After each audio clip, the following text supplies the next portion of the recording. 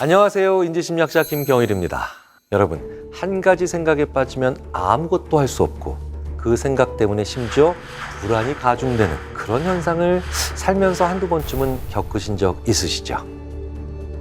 그런데 실제로 우리 주변에 그런 불안을 겪는 분들이 점점 많아지고 있다고 합니다. 지난해 국민건강보험공단에서 건강보험 진료 데이터를 활용해서 한 가지 통계를 발표했죠. 바로 강박장애에 관한 통계입니다. 2015년부터 강박장애를 느끼고 그러면서 그 고통으로 병원을 찾으시는 분들이 꾸준히 늘고 있다는 겁니다. 무려 23% 이상으로 그 수가 늘어나고 있다고 합니다. 해마다 5% 이상씩 증가 추세를 보이고 있으니 지금은 강박장애로 병원을 찾는 분들의 수가 더 많아졌겠죠. 강박의 뜻은요, 어떤 생각이나 감정에 사로잡혀 심리적으로 심하게 압박을 느끼는 것이라고 보통 정의됩니다. 그러니까 병의 영역까지 가지 않으면서 강박으로 인해 고통받는 사람의 수는 더 많다는 거죠. 지금 이 영상을 보시는 분들 중에서도 한 번쯤은 강박에 대한 문제로 고민해 보신 적 있는 분들 굉장히 많으실 겁니다. 우리는 대체 왜 강박을 느끼면서 괴로워하는 걸까요? 오늘 심리 읽어드립니다에서는 불쑥 틈나는 대로 우리를 괴롭게 만드는 그 감정, 강박에 대해서 읽어드리겠습니다.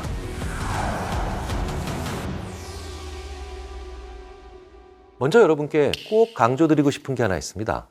이 강박은요, 지능의 문제는 아니라고 봐야 합니다. 다만 내 인지적 방법의 문제라는 거죠. 강박이라고 하는 것이 기본적으로 나의 통제를 넘어서 자꾸 무언가 생각이 나는 걸 의미하잖아요. 그런데 이게 지능이 높다고 혹은 지적 수준이 높다고 혹은 좋다고 해서 이걸 안 할 수 있다는 건 결코 아니라는 겁니다. 그렇다면 우리는 어떨 때 강박을 느끼게 될까요? 우리가 원하는 게 없을 때. 인간은 원하는 게 생기면 빠른 속도로 그리고 굉장히 강하게 몰입을 하게 만들어진 그런 존재입니다. 그런데 원하는 게 없다. 그러면 뭔가 몰입할 수 있는 지향점도 없는 거죠. 그 지향점이 없으니 나의 통제를 벗어난 다른 무언가에 계속 생각을 뺏기기가 더 쉬워진다는 거예요. 그렇다면 내가 원하는 건 뭘까요? 바로 소망이라고 하죠. 그런데 큰 게 아니라 그 소망들은 대부분 작은 것들일 필요가 있습니다. 그래야 여러 가지 생각들이 계속해서 활성화되고 내가 하고 싶은 걸 다양하게 따라갈 수가 있게 되겠죠. 하지만 원하는 게 단 하나밖에 없다. 이건 좀 위험할 수 있습니다. 왜냐? 또 다른 강박을 불러일으킬 수 있으니까요. 그런데 우리는 원하는 다양한 소망이 없고 걱정만 있으니까 그렇게 만들어진 걱정이 모든 생각에 그리고 사고의 틈을 파고든다는 거예요. 소망을 만들어야 한다 이렇게 말씀드렸을 때 그렇게 어떻게 해야 만들 수 있나요? 라고 되물으시는 분들 정말 많으세요. 그런데 그런 질문을 들을 때마다 저는 많이 안타까워집니다. 여기서 안타깝다는 건요, 소망을 어떻게 가져야 하는지 모르는 그분이 처한 현실이 너무 속상하다는 거죠. 그리고 그런 분들은 현실적으로 자신의 상황을 바꾸기가 어려운 경우가 굉장히 많거든요. 그럴 때 꼭 드리는 말씀이 하나 있습니다. 누군가 새로운 사람을 한번 만나보라고요. 요즘 우리 주변에 독서 토론, 북클럽 이런 공부라는 주제로 모이는 분들이 굉장히 많습니다. 사실은 저는 아주 긍정적인 현상으로 봅니다. 돈이 제일 안 들어요. 체력적으로 가장 덜 힘든 행동들입니다. 이런 것들은 무언가를 작지만 새로 배울 수 있는 자리들, 느슨하지만 다양하게 새로운 사람들을 만날 수 있는 최고의 기회가 됩니다. 이런 것들은 꼭 시작하셔야 됩니다. 만약에 그렇지 않고 내 상황에만 빠져 있으면서 주변에 눈 돌릴 곳이 없으면 또 걱정이 파고들게 되거든요. 자, 이렇게 새로운 사람을 만나면서 내 생각에도 새로운 화제거리를 주기 위해서 그 무엇보다도 좋은 건 지금 내가 하는 일 혹은 내 직업 이런 것과 크게 상관이 없는 그런 새로운 공부를 하시는 거, 그런 책을 읽으면서 토론하시는 거, 그 무엇보다도 좋은 기회가 될 겁니다. 여기서 중요한 게 또 하나 있죠. 바로 나 스스로 나에게 감탄할 거리를 만들어줄 수 있는 기회가 필요하다는 겁니다. 우리는 모든 영역에서 전문가가 되어가면서 자기 스스로에게 더 이상 감탄할 것들이 사라지게 되죠. 그러니 전문가가 아닌 영역으로 가보실 필요가 있다는 거예요. 즉 내가 초보자가 되어볼 필요가 있다는 겁니다. 내가 기꺼이 초심자나 초보자가 되는 걸 두려워하시면 안 된다는 거예요. 초보자는 금세 나아지거든요. 성장의 그 기울기가 눈에 띄거든요. 그래서 문화, 예술, 취미, 레저, 그리고 내가 하는 일과 직접 상관이 없는 그러한 분야에 대한 공부가 그래서 필요하다는 겁니다. 이렇게 스스로 집중하고 스스로 감탄할 거리가 생길 때 우리가 외부의 존재에서 느끼는 강박에 빠질 확률은 그만큼 줄어든다는 겁니다.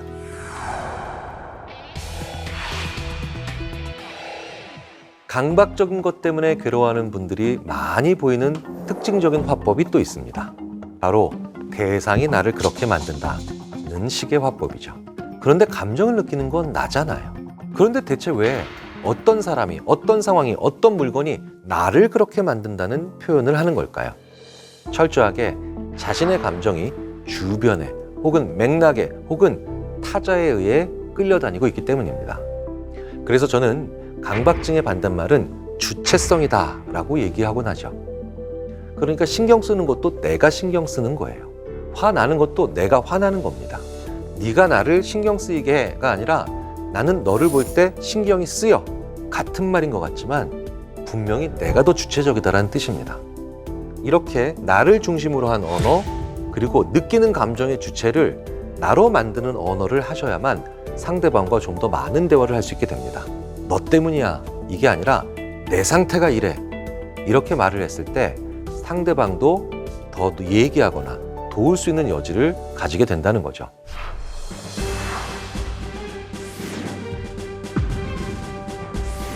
강박을 비롯해서 통제할 수 없는 불안을 느끼는 많은 분들이 이유를 모르겠다고 말씀을 많이 하세요.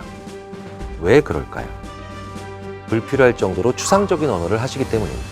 우리가 추상화해서 그림의 의도를 파악하는 건 쉽지 않잖아요. 그런데 그 추상적인 문장, 즉 표현, 그리고 그런 언어가 왜 만들어질까요? 바로 내가 빠져있기 때문이에요. 밤이 많이 우울해. 이 표현과 밤에 나는 우울해. 같은 말 같지만 두 번째가 훨씬 주체적인 언어입니다. 첫 번째는 밤이 나를 우울하게 만드니까 피해야 한다라고 생각하기가 쉽죠. 그런데 이런 두 번째 표현을 계속 씀으로 인해서 밤에 내가 우울하니까 낮을 찾아가야지 라는 생각을 하는 사람이 될 수 있다는 거예요. 좀 더 주체적으로 움직일 수 있다는 겁니다. 결국 무엇에 빠져 우울해진다? 자꾸 그것만 생각하게 된다? 나를 중심으로 표현해서 내 삶의 중심이 내가 되는 그런 암시를 나의 뇌에 주어야 합니다. 그러려면 작은 표현부터 나를 중심으로 하는 표현으로 바꿔보는 것이 필요하죠. 그래야만 우리의 뇌는 절묘하게도 좀 더 좋은 해결책을 스스로 찾아나가는 그런 지향점을 우리로 하여금 가지게 해줍니다. 한없이 불안한 마음이 들어 잠이 안 오는 밤. 그럴 때 우리는 적당히 근시안이 될 필요가 있습니다. 대부분 이런 끝없는 불안은 10년 후, 20년 후에 망해가는 나, 아무것도 못하는 나를 상상하면서 계속해서 우리를 잠 못 들게 하거든요. 하지만 내일 할 일, 이번 주에 할 일, 이렇게 비교적 단기간에 걸친 해야 될 일들을 주무시기 전에 한번 일목요연하게 써보시는 건 어떨까요? 이런 단기 계획을 앞서면서 우리는 훨씬 더 앞으로의 미래에 대한 계속해서 해야 될 일들에 대한 구체적인 생각들을 가질 수 있거든요. 정말 많은 대학원생들이 입학하고 첫 학기에 첫 면담에서 저에게 하는 질문이 있습니다. 교수님, 저 불안해요. 2년 반 후에 석사학위 받고 졸업하면 원하는 직장에 들어갈 수 있을까요? 이렇게 많은 대학원생들이 2년 반 후를 불안해하죠. 그러면 저는 그때마다 이렇게 얘기해 줍니다. 네가 고민해야 될 건 다음 주의 과제다. 네가 고민해야 될 건 내일 발표야. 우리는 미래를 생각하기 때문에 인간입니다. 하지만 다양한 종류의 혹은 다양한 간격의 미래를 생각하기 때문에 더더욱 현명한 인간이죠. 막연히 먼 미래는 그냥 불안할 수밖에 없습니다.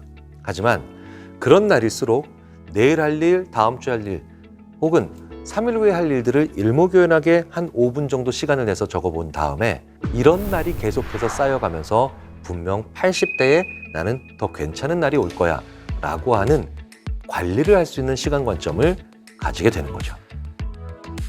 많이 불안하시다면 적당하게 근시안적으로 당장의 계획부터 먼저 세워보시는 것도 큰 도움이 됩니다. 여러분의 불안을 확실히 줄일 수 있을 겁니다.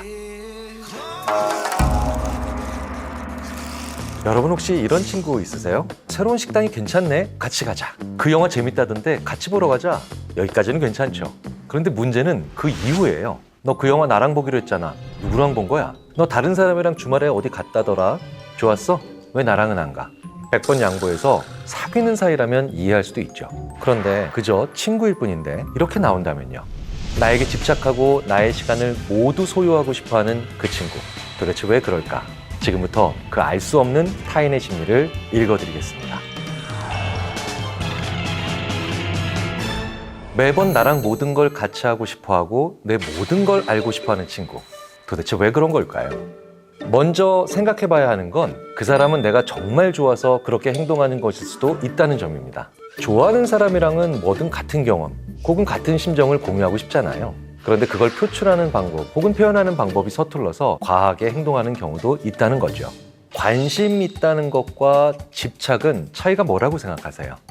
그건 그걸 받는 상대방, 즉 나의 느낌입니다.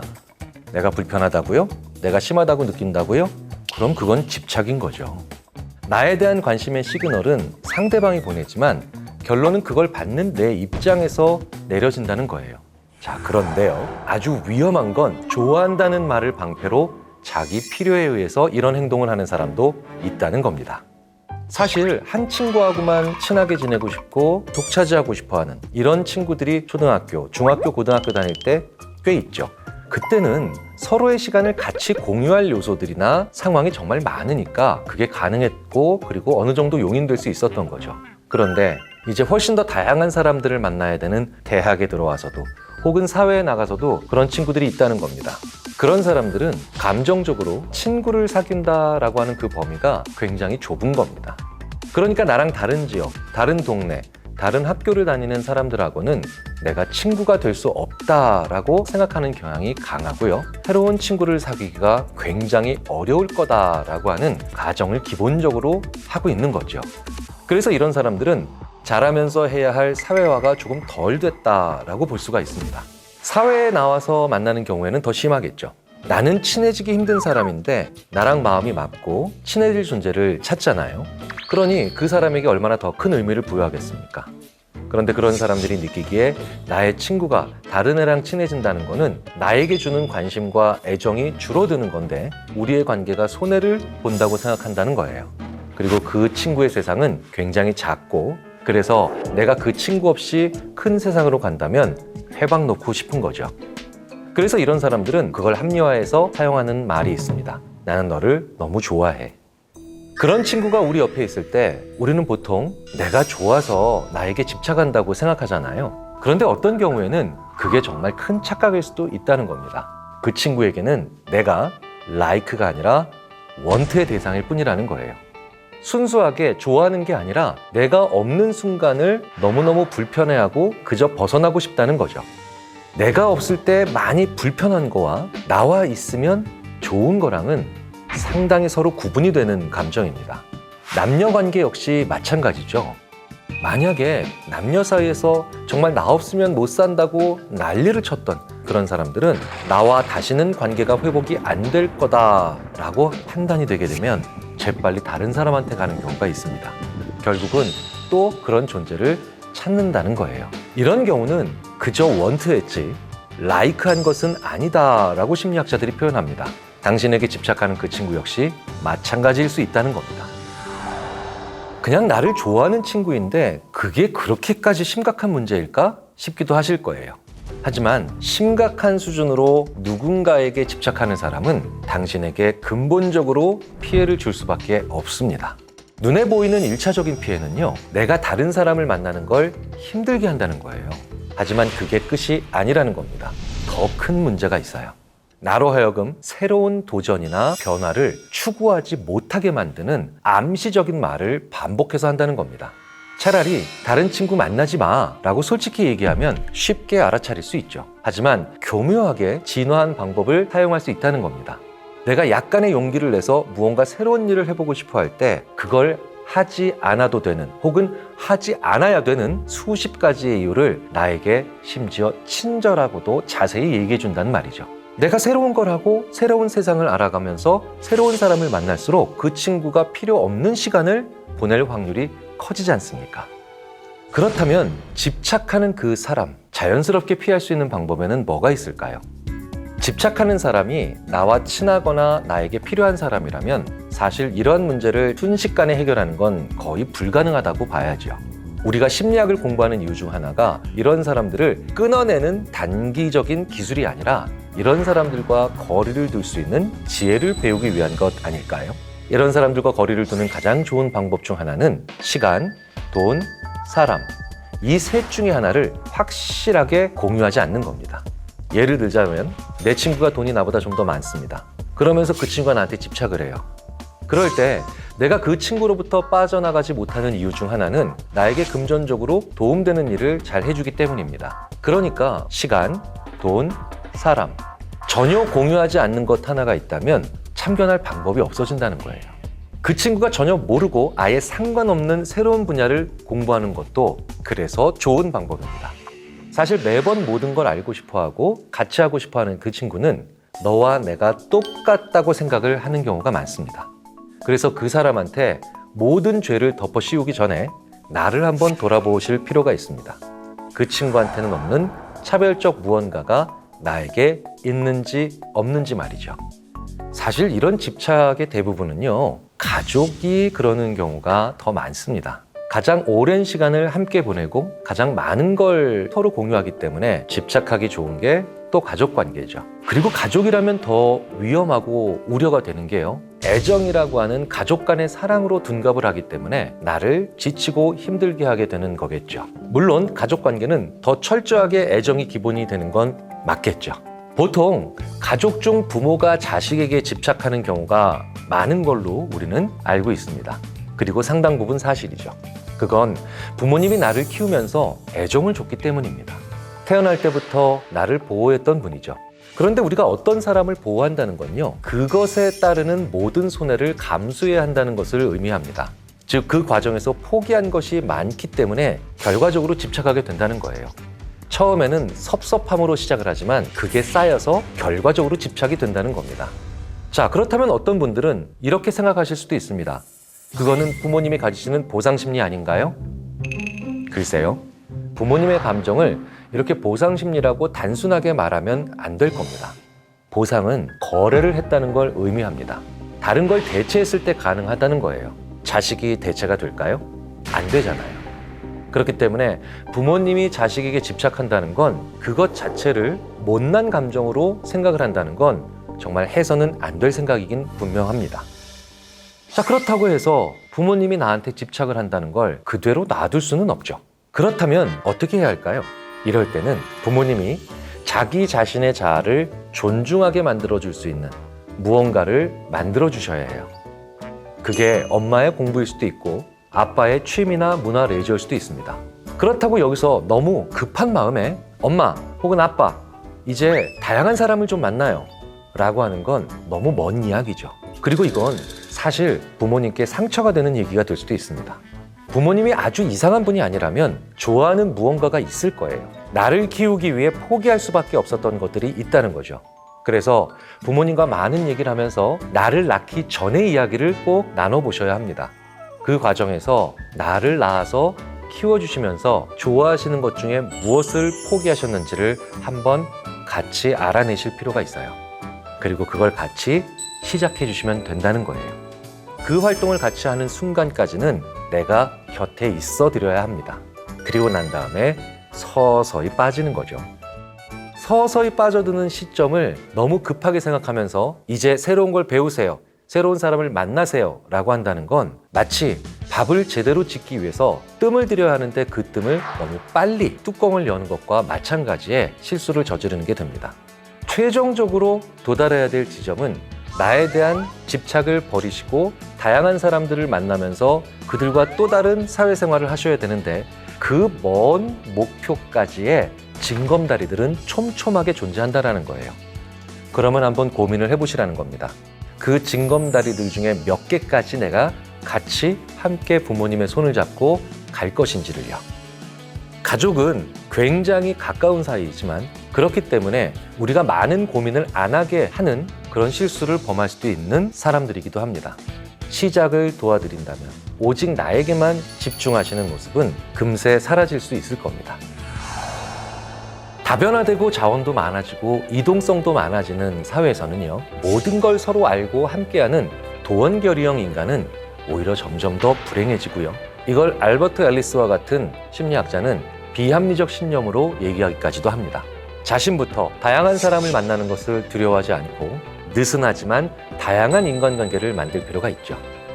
나에게 집착하는 친구가 나와 너는 같은 사람이야 라고 인식하지 않도록 해주는 게 중요하다는 겁니다. 안녕하세요. 인지심리학자 김경일입니다. 우리는 살면서 많은 스트레스를 경험하지요. 하지만 그 중에서 가장 큰 스트레스 부동의 1위는 인간관계죠. 그러다 보니까 이런 말씀하시는 분들이 정말 주위에 많이 계시더라고요. 교수님, 저는 저랑 똑같은 친구를 만나고 싶습니다. 저랑 생각이 완전 닮은 사람만 만나면 피곤한 일 없겠죠? 과연 정말 그럴까요? 이미 내 주변을 둘러보면 나랑 너무 닮은 유형의 친구들이 많지 않나요? 흔히 끼리끼리 논다고 하죠. 이미 저를 비롯한 많은 분들이 사실 끼리끼리 놀고 있잖아요. 그리고 내 주변에 나랑 비슷한 그런 사람들만 있을 때 오히려 위험할 수 있다는 점 알고 계신가요? 우리가 끼리끼리 놀면 위험한 이유, 정말 많이 다른 유형의 사람들도 만나야 하는 이유, 오늘 심리 읽어드립니다에서 공개해드리겠습니다.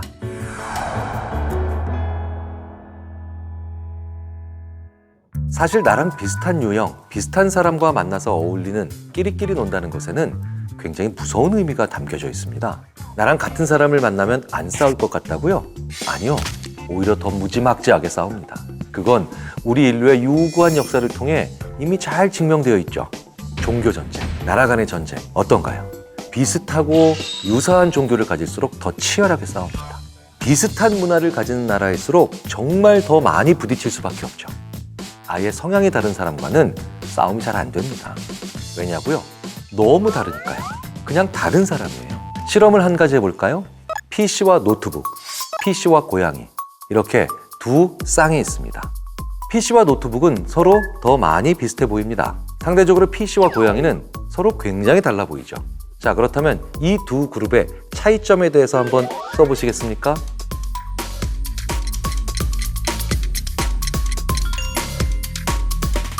어떤 그룹에 대해서 더 많이 쓸 수 있을 것 같으신가요? 실제로 제가 수업 시간에 학생들에게 이렇게 과제를 내봅니다.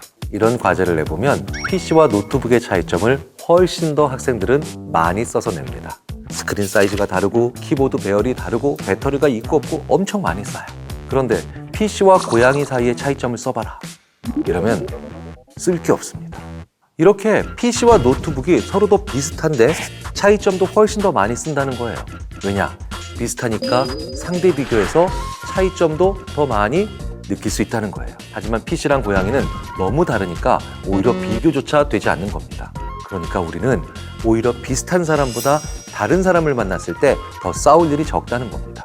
그래서 자질구레한 갈등들이 많지 않기 때문에 오히려 더 편안하게 지낼 수도 있다는 겁니다. 최근에 실제로 나와는 다른 다양한 사람을 만나는 게 아주 중요하다는 걸 보여주는 그런 조사가 있죠. 지난해 10월에 발표된 한국 리서치 조사에 따르면 다양한 인간관계는 개인의 주관적 행복에도 긍정적 영향을 주는 것으로 확인되고 있습니다. 도대체 왜 그럴까요? 먼저 조사 방법은 이랬습니다. 정치 성향이 진보 혹은 보수인 사람, 성소수자, 페미니스트, 장애인, 채식주의자, 그리고 종교가 다른 사람 등 가치나 정체성이 다양한 7가지 사람의 유형을 제시하고 해당하는 친구가 있다는 응답이 6개 이상인 경우에 사람들에게 물었습니다. 행복하십니까? 가치와 정체성이 다양한 사람들과 인간관계를 맺고 있는 사람들 중에서는 75%가 나는 행복하다고 답을 했습니다. 또 73%가 내 삶에 대해 만족한다라고 답을 했죠. 그런데 응답이 2개 이하인 응답자의 행복도는 68%, 그리고 삶의 만족도는 심지어 59%에 그쳤습니다. 이 조사를 통해 우리가 알 수 있는 건 다양한 유형의 사람들과 관계를 맺는 사람의 행복도와 만족도가 더 높다는 겁니다. 여러분, IQ 너무나도 잘 알고 계시죠? EQ도 들어보신 적 있으실 거예요. 수학이나 논리 문제를 잘 푸는 능력과 관련 있는 이 IQ와 연관성이 높은 측면을 유동성 지능이라고 하죠. 상대방의 감정을 잘 이해하는 감성 지능을 우리는 일반적으로 EQ라고 합니다. 그런데 최근 심리학자들 사이에서 주목받는 또 다른 요소가 있다는 겁니다. 바로 문화 지능. 문화 지능이란 다른 문화에서 온 사람들 간의 차이에도 흥미를 보이고 이를 잘 수용하고 인정하는 능력을 말합니다. 일반적으로 사람들은 타인이 자기에게 잘 적응하기를 원하죠. 그러니까 그냥 나랑 비슷한 사람을 찾고 싶은 거잖아요. 그런데 나와 타인과의 차이점을 인정하고 상호작용할 수 있는 능력은 요즘같이 큰 사회, 이동성과 변화가 많은 사회에서는 엄청나게 중요한 역량이 됩니다. 문화지능이 높은 사람들은 문화적으로 다른 사람들끼리 모여있는 상황에서 상대방과 잘 해보려는 이른바 협동 능력이 뛰어나거든요. 그러니까 이 문화지능이 높은 사람들은 현대사회에서 요구하는 역량 자체가 뛰어나다는 겁니다. 당연히 요즘 시대에 성공할 가능성이 높아진다는 결론으로 이어지겠죠. 이걸 증명해낸 인물이 린 이마이 캐나다 웨스턴대 경영대학원 교수와 심리학자인 메리 겔펜드 메릴랜드대 교수입니다. 이 이마이 교수와 겔펜드 교수의 연구는 서양인과 동양인 두 문화의 참가자들을 짝지어 팀을 이루게 한 것으로부터 출발합니다. 각 팀이 해야 할 과제는 서로 협동해서 두 개의 상점을 하나의 위치로 옮겨 새로운 벤처 기업을 만들어내는 그런 과제였습니다. 참가자들은 다들 지적인 측면 혹은 성격적인 측면에서는 비슷한 수준이었죠. 하지만 문화지능의 점수가 다양한 수준인 사람들로 구성을 했습니다. 연구 결과는 어땠을까요? 두 참가자 모두 문화지능이 낮은 팀에서는 최악의 협동이 나왔습니다. 또 어느 한쪽만 문화지능이 높아도 결과는 좋아지지 않았죠.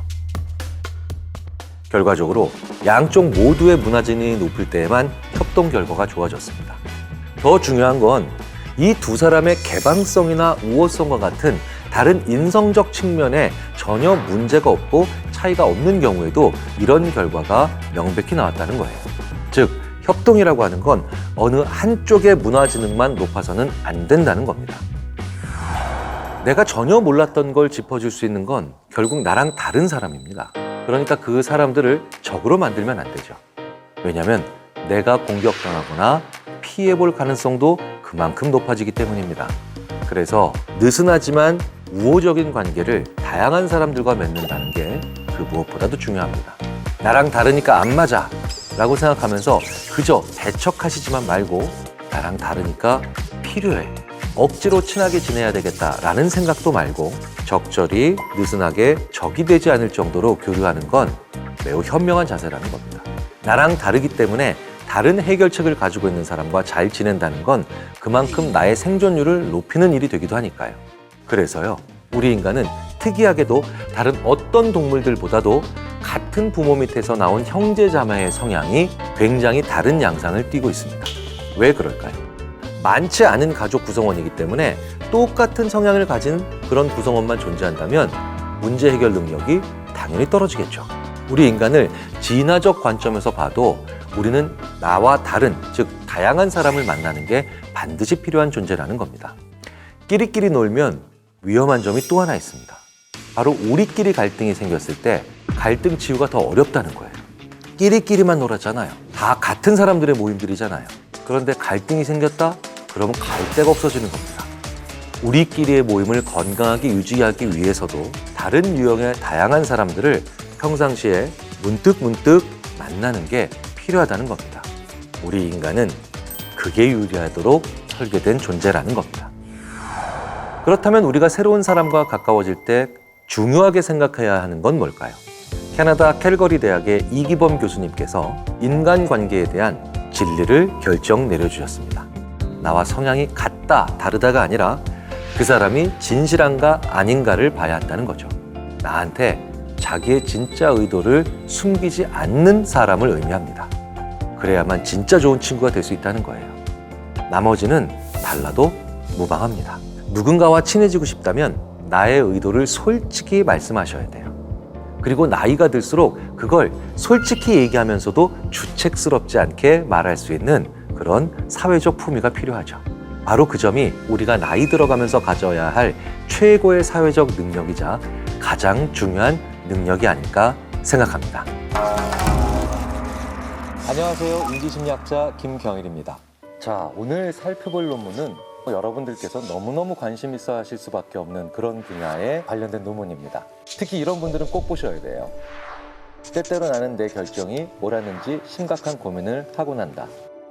나를 지나치게 드러내는 것은 별로 좋은 일이 아니라고 생각할 때가 자주 있다. 해당되시나요? 방금 전에 나도 맞아 그래 라고 했다면 거의 절반쯤은 저의 속임수에 벌써 걸려들거나 제가 하는 말을 무조건 믿으실 수도 있기 때문이죠. 우리는 성격에 관련된 이야기를 듣고 난 다음에도 맞아! 나는 그런 사람이야. 그 사람은 그런 사람이야 라고 계속해서 그런 내용들의 정신적 노예가 될까요? 논문을 한번 살펴보도록 하겠습니다. 70년도 더 전에 심리학에서 거의 최초로 그런 곳에 관심을 가졌던 심리학자가 존재합니다. 최신 논문이 아닌 이번엔 좀 고전으로 돌아가서 무려 1949년에 출판된 논문이죠. 그러니까 이제 6.25도 전에 나왔던 논문입니다. 자, 논문의 제목이 The Fallacy of Personal Validation. Personal Validation이니까 나에 대한 개인적인 어떤 타당화죠. 더 쉽게 말씀드리자면 나 정말 그래요. 맞아요. 라고 인정하는 거예요. 그런데 fallacy가 있다는 거죠. 오류가 있다는 겁니다. 부제가 더 재밌죠. A Classroom Demonstration of Gullibility. Gullibility니까 잘 속는 거예요. 그런데 Classroom Demonstration, 교실에서 실증했다는 거예요. 요즘에는 이런 제목 잘 안 붙이죠. 오히려 저런 부제를 가지고 있으면 교실에서 했으니까 세상과는 좀 다른 결과겠네. 그냥 학교에서만 그런 결과 나온 거 아니야? 확장성이나 일반화 가능성이 더 떨어지겠네. 반문하실 수도 있으실 거예요. 그런데 저 때가 1940년대였다는 걸 한번 생각을 해보셔야 됩니다. 1940년대에는 이런 제목들이 꽤 있었습니다. 왜일까요? 그때는 대학생들이 귀했거든요. 우리나라 드라마에서도 1960년대, 70년대 보면 우리 집 큰애가 대학 다니지 않습니까? 라고 하면 마을에서 야, 우리 마을에서 인재가 나왔구나. 어이구, 뛰어난 친구네. 라고 얘기를 했죠. 1940년대 미국도 굉장히 대학생이 귀할 때였고요. 그래서 클래스룸 데몬스트레이션을 했다라는 얘기는 무슨 얘기냐? 이렇게 똑똑한 친구들도 어쩔 수 없이 속더라. 그러니까 일반적인 사람들은 오죽하겠습니까? 라는 그런 뉘앙스를 가지고 있는 제목이라고 보셔야 됩니다. 자, 그런데 공부 잘하는 대학생들도 쉽게 속았던 그 내용이 바로 뭘까요? 어떻게 실험을 했는지 한번 볼게요. 대학교의 심리학 개론 강의 시간에 했던 실험입니다. 정말 심리학 개론이라는 과목이 없어지면 심리학은 그날로부터 종말을 맞이한다. 저희들끼리 이런 얘기를 합니다. 심리학 개론 과목에 정말 많은 학생들이 들어오거든요. 제가 공부를 했던 텍사스 대학은 전교생이 5만 명이 넘는 대학이었는데요. 그러니까 어마어마하게 큰 대학이죠. 그런데 심리학과 학생만 해도 거의 2,000명 가까이 들어오거든요. 제가 졸업식을 할 때 체육관을 따로 빌려서 하는 걸 보고 깜짝 놀랐어요. 정말 심리적으로 문제가 많은 나라라서 그런가? 심리학 개론이 몇십 클래스가 열립니다. 심리학 개론을 안 듣는 학생들이 거의 없다는 거죠. 심리학 개론에 들어오면 실험이나 조사에 참가를 해야 되니까 어떤 사람들은 심리학사에 나오는 수많은 연구들은 인간의 마음이 아니라 미국 심리학과 개론 수강생의 마음이다. 우스갯소리를 할 정도로 정말 많은 데이터가 여기서 확보가 되죠. 바로 그때 초창기에 심리학 개론에 들어온 학생들에게 어떤 질문지를 나눠줍니다. 그리고 거기에다가 자기의 응답을 적어서 제출하게 하는 거죠. 이 질문들은요, 그냥 어떤 취미를 가지고 있느냐, 어떤 책을 좋아하느냐, 어떤 활동들을 좋아하느냐, 이렇게 자신의 취향이나 관심사에 관련된 내용들을 적게 되어 있는 거예요. 이제 다음 시간이 돌아옵니다. 학생들이 이렇게 앉아 있는데 실험자, 해당 시간에 교수님이셨겠죠? 그 포로 교수께서 이렇게 얘기하죠. 자, 우리가 이걸 통해서 여러분의 성격을 분석했습니다. 그리고 결과지를 나눠줍니다. 물론 여러분들이 동의하지 않을 수도 있죠. 그러니까 여러분들 우리들의 분석 결과에 여러분들이 얼마나 동의하는지 1. 전혀 아니다. 5. 정말 그렇다. 이렇게 표시를 해주시면 되겠습니다. 학생들은 굉장히 호기심 있게 어머, 야, 우리의 성격이 돼 라고 하고 받아들였겠죠. 어떤 내용일까요? You have a great need for the other people to like and admire you. 자, 첫 문장부터 이거 아닌 사람 있을까요? 네. You have a tendency to be critical of yourself. 야, 여기에 해당 안 되는 사람이 없죠. 이거 완벽한 나르시시즘이 아니면 불가능한 일입니다. You have a great deal of unused capacity which you have not turned to your advantage. 제가 봤을 때 이건 세상을 떠나는 전날까지도 살 수 있는 생각이에요. 내 인생에 한 번쯤은 이런 일이 있다는 거예요. 해당 사항이 없을 수가 없겠죠. 여기에 나온 결과는 그 교실 안에 있는 학생 모두 다 똑같았습니다. 물론 학생들은 자기 것만 볼 수 있으니까 몰랐겠죠. 자, 그 검사 결과 중에 첫 번째 문장 이거 맞는다라고 생각하는 사람 다 들겠죠. 두 번째 문장 다 들겠죠. 근데 세 번째 문장쯤 읽어주면 학생들이 뭔가 이상하다는 걸 느끼죠. 왜? 우리 모두가 다 다른 사람인데 지금 똑같은 얘기에 나는 정말 그래요라고 손들고 있잖아요. 그러니까 학생들도 그 교실에서 와 하고 같이 웃게 되더라는 겁니다. 실험 결과를 한번 볼까요? 총 39명이 응답을 했죠.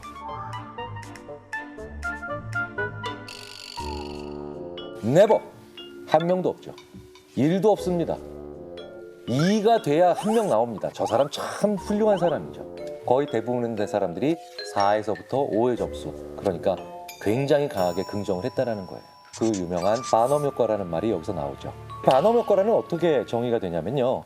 누구에게나 있을 법한 평범한 측면, 이렇게 아주 일반적인 측면을 마치 당신은 이런 사람입니다, 이렇게 얘기해 놓으면 사람들이 이 사람이 나를 잘 알고 있구나, 이 검사는 나를 완벽히 파악하고 있구나, 누구나 다 인정하지 않을 수밖에 없게 되고요. 문제는 그 다음부터죠.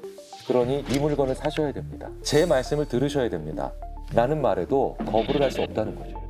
그런데 이 반엄 효과가요, 아무한테나 일어나는 건 아니라는 걸 우리가 먼저 좀 짚고 들어가야 됩니다. 이런 실험에서 대부분 가운을 입었어요. 이렇게 모호하고 일반적이고 수상적인 말을 할 때 하나 더 붙어야 되는 게 권위가 있어야 된다는 겁니다.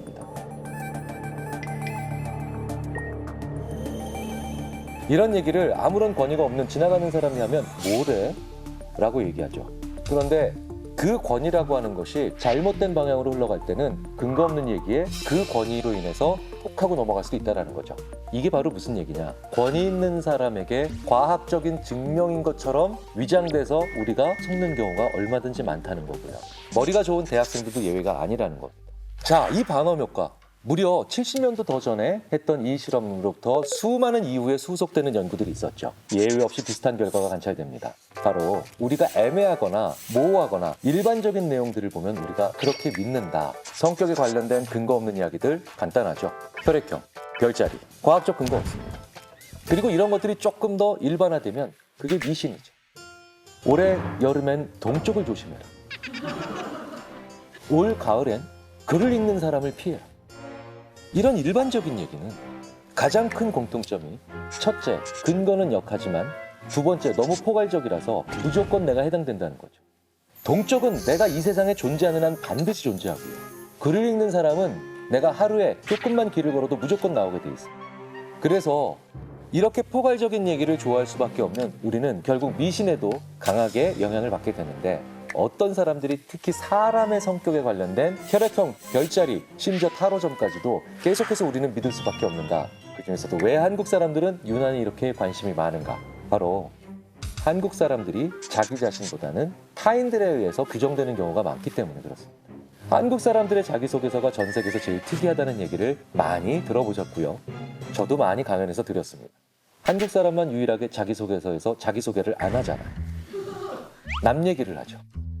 저는 해놓고 엄격하신 아버지, 자상하신 어머니, 3남 2녀 중 셋째로 태어났고, 우리 중학교에서 반장 2번, 고등학교에서 부반장 1번, 회사에서 우리 동네에서 이런 얘기를 계속합니다. 왜 자기 얘기를 하지 않을까요? 한국 사람들은 타인과의 관계 속에서 내가 어떤 위치를 차지하고 있는가 라는 것을 가지고 자기를 인식하는 경향이 많거든요. 굉장한 장점과 단점이 공존하죠.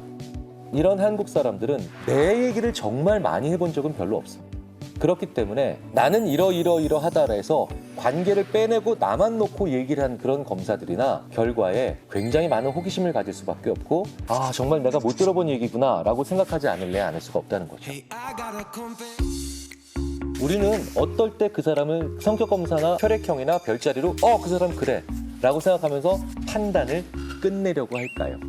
별 관심 없는 사람들한테 그렇게 하지 않을까요? 나랑 정말 가까운 가족에게 그런 거 하시나요? 나랑 오랫동안 친밀감을 유지하고 있는 친구한테 그런 거 하시나요? 연인에게, 배우자에게 그런 거 하시나요? 잘 안 하시죠? 뒤집어서 얘기하면 이렇게 사람을 유형별로 간단한 검사로 알아보려고 하는 사람들, 너는 혈액형이 이러니까 넌 이런 사람이겠구나, 너는 별자리가 이러니까 이런 인간이겠구나 라는 사람에게 이렇게 얘기해 줄 필요가 있다는 겁니다. 너 나한테 관심 별로 없구나.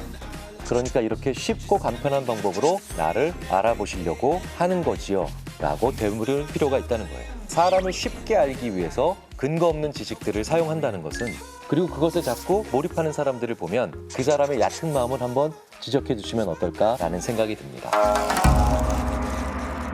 안녕하세요. 인지심리학자 김경일입니다.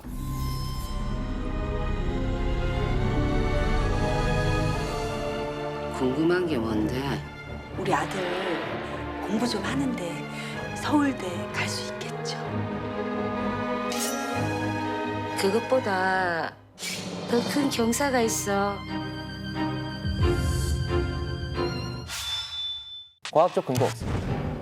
과학적인 근거가 없음에도 불구하고 왜 우리는 이런 미신에 대해서 집착하게 되며 벗어나지 못하는 걸까요? 중요한 건 이 미신의 효과는 작지 않다는 겁니다. 미신을 믿는 것은 무조건 나쁘지 않습니다. 비과학적인 이 미신을 믿는 것이 당신의 능력치를 올려줄 수도 있죠. 왜 그럴까? 여기에도 재밌는 이야기를 해주는 논문이 또 존재하죠. 자, 이렇게 비과학적인 이야기에 휘둘리는 우리 사람들이 스스로 미신을 아예 만들어서 소비하는 경우도 있죠. 그게 바로 징크스죠. 영국에서는 만선이 되면 어부들이 그날은 절대 목욕을 하지 않고 잔다고 합니다. 왜 그럴까요? 목욕을 하면 그 운이 씻겨져 나가기 때문에 그 다음날 만선이 안 된다고 생각하십니다. 말도 안 되는 거죠. 아니, 다른 분들도 아니고 어부들이 목욕을 안 하고 주무신다는 건 이건 정말 가정에 참 큰 문제가 될 수 있는 얘기일 것 같은데. 자, 그런데 사람마다 징크스는 다 있습니다. 시험 보기 전에 미역국 안 드시죠? 자, 그런데 시험 보기 전날 미역국 먹으면 시험 떨어진다고 생각하시는 분 손 들어보세요. 아무도 안 드실 거예요. 그런데 시험 전날 그래서 적극적으로 미역국 드실 분 손 들어보세요. 아무도 안 들죠. 우리는 믿지 않는다고 하지만 여전히 크고 작은 징크스의 상당 부분 포로가 되어 있죠. 자, 그런데 이런 징크스는 깨야 돼. 내가 한 사람의 시민으로서 국민적인 징크스 하나를 깨주마. 그래서 미역국을 적극적으로 드십니다. 심지어 시험장 앞에서도 드셨어요. 그리고 시험을 봅니다. 어떤 일이 일어날까요? 여기에 관련해서 중요한 연구를 한 연구자들이 있죠. 시카고 대학의 제인 리센과 코넬의 토머스 길러비치. 이 토머스 길러비치는요, 학자로서도 석학 반열에 오른 분입니다. 인간, 그 속기 쉬운 동물이라고 하는 책으로 유명하죠.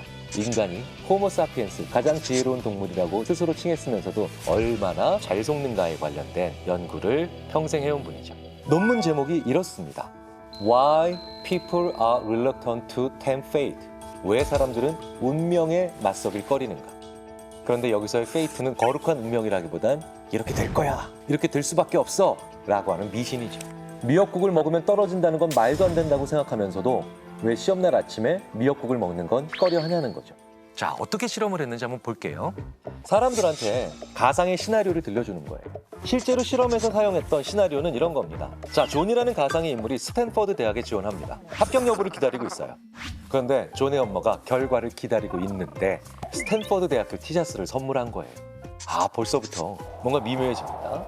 여기서 이제 징크스에 해당하는 시나리오가 등장하는 거죠. 미국에 있는 징크스 중에 하나가 내가 합격 여부를 기다리고 있는데 먼저 그 학교 티 입으면 떨어진다라는 징크스가 실제로 있거든요. 자, 첫 번째 시나리오는 징크스에 맞서지 않는 시나리오죠. 존이 어머니가 선물한 이 스탠퍼드 티셔츠를 곱게 접어서 서랍 속에 넣어둡니다. 괜히 김치국 마시면 안 되잖아 라면서요. 두 번째 시나리오는 당당하게 징크스에 맞선 시나리오. 엄마 마음이 있지? 엄마 정성이 있는데 바로 입는 거예요. 스탠퍼드 티셔츠를. 합격 여부가 아직 발표가 안 났는데. 자, 그런데 맞서든 맞서지 않든 그 다음에 결과가 좋을 수도 있고 나쁠 수도 있죠. 그러니까 총 4개의 경우의 수가 생기겠죠. 맞섰다, 맞서지 않는다, 결과가 좋다, 나쁘다. 참가자들은 결과에 대한 시나리오를 받겠죠. 존은 스탠퍼드에 떨어졌다 혹은 붙었다. 자, 그런데 얼마나 그 결말이 합리적인지 버튼을 누르는 시간을 측정한 겁니다. 왜 심리학에서 자꾸 이 반응 시간을 보느냐? 이거 말로 물어보면 다 이렇게 얘기합니다. 징크스는 맞서야죠. 그러니까 징크스에 맞섰는데 결과가 좋은 거 당연한 거고요. 징크스에 맞섰는데 결과가 나쁜 거 뭐 그럴 수도 있겠죠. 얼마든지 거짓말할 수 있잖아요. 하지만 우리의 반응 시간은 거짓말하지 못하거든요. 그 버튼을 빨리 눌렀다는 건 자기의 예상대로 가고 있다는 얘기가 되겠죠. 버튼을 누르는 시간이 상대적으로 느리다는 건 무언가 불일치가 있는 거죠. 느려질수록 내가 기대하지 못했던 것이 왔다는 거. 빨라질수록 원래 내가 기대하고 있었던 것, 진짜 속마음을 알아낼 수 있다는 거죠. 반응 시간을 보면 사람들이 언제 가장 반응 시간이 빠릅니까? 바로 미신에 맞섰는데 결과가 안 좋을 때. 그때 사람들이 가장 답이 빠르더라는 거예요. 징크스에 맞선 시나리오를 읽을 때 사람들이 부정적 결말을 수용하는 속도가 제일 빨랐다는 얘기는 미신은 한 번 생기면 벗어나기 어렵다는 거예요. 미신을 타파하자라고 얘기하지만 그 과정에서 우리는 훨씬 더 강하게 미신의 노예가 될 수도 있다는 얘기가 됩니다. 특히 언제 그 결과가 부정적이에요. 그런 일이 실제로 한 번만 일어나게 되면 온 동네나 온 세상에 퍼지게 되죠. 쟤 맞서다가 큰일 났어. 이런 얘기만 우리가 남게 된다는 거예요. 자, 그러니 피하면 피할수록 더 부정적인 결과가 나오는 게 아니라 맞설려고 하면 맞설수록 부정적인 결과가 나오면 요거다라고 해서 그것만 보게 된다는 거예요. 그러니 맞서는 사람이든 그걸 지켜보는 사람들이든 더 힘들어질 수밖에 없게 되겠죠. 자, 그렇다면 어떻게 해야 될까요? 징크스는 도망가려고 하면 더 크게 다가옵니다. 그러니까 피하려고 노력하지 마십시오. 내가 이번에 안 씻어야 되는데 씻었어 라고 하면요, 더 쉬운 징크스를 만들어서 괜찮아, 그럴 땐 이렇게 하면 돼요. 그런데 그 징크스는 간편한 것이어야 되겠죠. 어떤 인형, 물건 이러면 잃어버릴 수 있잖아요. 내 신체를 살짝 바꿔서 만들어내는 징크스로 이걸 뒤집어 엎을 수 있다 라고 암시를 주면 얼마든지 효과가 있다는 거죠. 나의 신체를 꼬든 엮든 잡든 참으름자를 그리든 EJ가 더 쉬운 방법이 아닐까 생각을 해봅니다. 영화 범죄의 재구성에서 한국은행을 털기 위한 모의를 하고 있는데 그러다 우리 잡히면 어떡하죠? 라는 말에 백윤식 씨가 다들 침 뱉어. 입도 가셔. 이 얘기는 무슨 얘기를 할까요? 징크스를 이길 수 있는 좋은 징크스를 만들면 그만이라는 겁니다. 그런데 그게 얼마나 쉽느냐? 다음 논문을 통해서 알려드릴 텐데요. 논문의 제목은요, Keep your fingers crossed. 손가락을 뒤집어서 크로스되게 만들라. How superstition improves performance. 이렇게 해. 그럼 너의 퍼포먼스는 올라갈 거야. 실제로 저자들은 논문에서 이렇게 표현을 하고 있습니다. Human thought and behavior exhibit a host of irrationalities. 인간은 자기 생각과 행동에서 정말 많은 비합리성을 보이고 있다는 거죠. And one prominent example of such irrationality is the prevalence of superstition. 그 중에 가장 대표적인 게 하나가 미신이다라는 뜻이죠. 그런데 미신을 믿는 것은 무조건 나쁘지 않습니다. 비과학적인 이 미신을 믿는 것이 당신의 능력치를 올려줄 수도 있죠. 이 미신이 의외로 중요한 긍정적 효과를 가질 수도 있다는 겁니다. 참가자들한테 10번의 퍼팅, 골프에서의 퍼팅을 하게 합니다. 그런데 퍼팅에 사용할 공을 주면서 절반에게는 이게 행운의 공이라고 하는 거예요. 논문 원문에서는 이렇게 얘기합니다. Here is your ball. So far it has turned out to be a lucky ball. 럭키볼이라고 알려주는 거예요. 나머지 절반에게는요. This is the ball everyone has used so far. 지금까지 거의 대부분의 사람들이 사용한 공이다. 럭키볼과 모든 사람들이 사용하는 공. 행운의 공과 그냥 일반적인 공이죠. 행운의 공을 받은 사람들은 정말 더 잘할까요? 10번 중 평균 6.42번 퍼팅에 성공한다는 거죠. 보통의 공을 받은 사람들은 10번 중 4.75번에 불과합니다. 거의 20%포인트 가까이 성공률이 높다라는 거예요. 당연히 통계적으로 유의미한 차이가 확실히 나죠. 이 얘기는 뭐냐?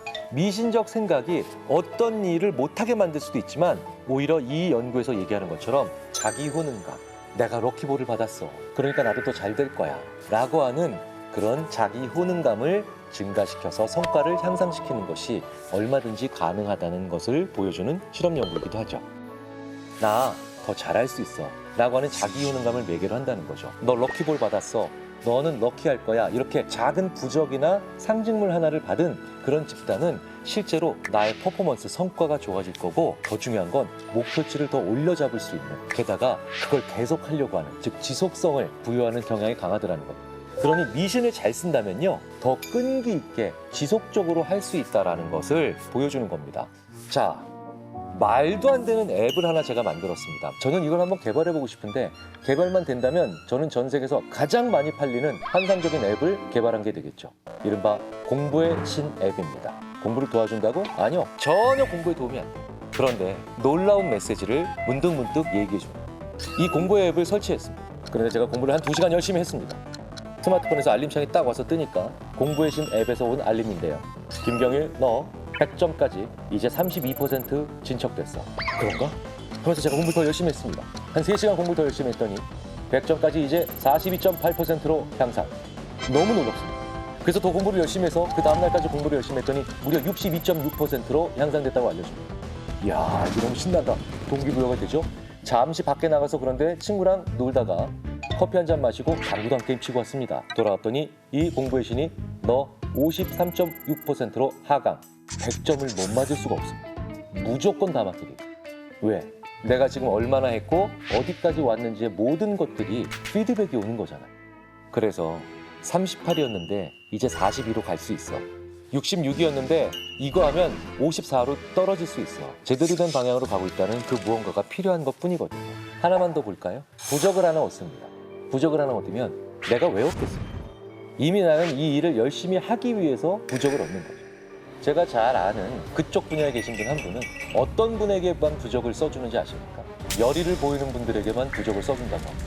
부적을 써주면 이제 더 열심히 할 분들이거든요. 내가 맞는 방향으로 가고 있다라고 동기를 얻으니 더 열심히 할 분들이지 않습니까? 그리고 그분은 그저 행운을 바라는 사람들한테는 절대 부적을 써주지 않는다고 합니다. 그리고 자기 같은 관련 분야 분들이 아마 많을 거라고 얘기를 하시죠. 미신. 이렇게 대혼란스러운 환경 속에서 무언가 느낌을 만들어내고 의지를 만들어내며 희망을 가지고 싶은 우리 인간들이 우리 스스로 만들어낸 창작품입니다. 인간은 무엇이든 할 수 있다. 그리고 내가 예측한 대로 돼갈 것이다 라고 하는 믿음과 의지가 필요한데 그것이 유형의 것이 아니라 무형의 것이니 근거가 없거나 비합리적인 미신으로부터도 결국 만들어질 수 있으면 좋은 거겠죠. 이렇게 사이콜로지컬 텐션, 심리적 긴장감을 계속해서 주기적으로 유지해주고 feeling of control, 내가 통제할 수 있어 라고 하는 느낌을 만들어주며 심지어는 predictability, 내가 예측할 수 있다 라고 하는 느낌까지도 가질 수 있게 해준다는 뜻입니다. 그러니까 미신이 반드시 부정적인 효과만 있는 게 아니라 잘만 이용하면 이렇게 긍정적인 효과를 유발시킬 수도 있다는 뜻이 됩니다. 미신은 때론 우리의 능력치를 올려주기도 합니다. 그러니 미신에 신경 쓰지 않는다는 게 불가능하시다면 이런 식으로 미신을 역이용하시는 것도 좋은 방법이 아닐까 싶어요.